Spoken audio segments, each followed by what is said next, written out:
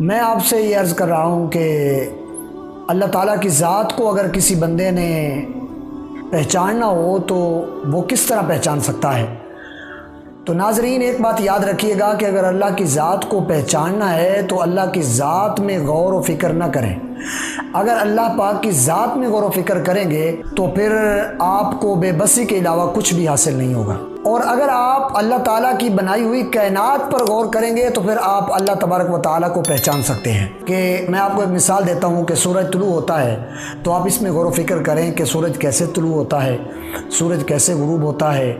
اور اسی طرح جو ہے وہ اللہ تعالیٰ نے بغیر ستون کے آسمان کو کس طرح کھڑا کیا ہوا ہے کہ تمام تر چیزیں جتنی بھی بنائی گئی ہیں اللہ تبارک و تعالیٰ نے ان کو بنایا ہے اور ان کو پیدا کیا ہے۔ اگر انسان ان میں غور کر لے تو یقیناً اللہ تبارک و تعالیٰ کی ذات کو، اللہ تبارک و تعالیٰ کی ذات جو ہے اس کو پہچان سکتا ہے،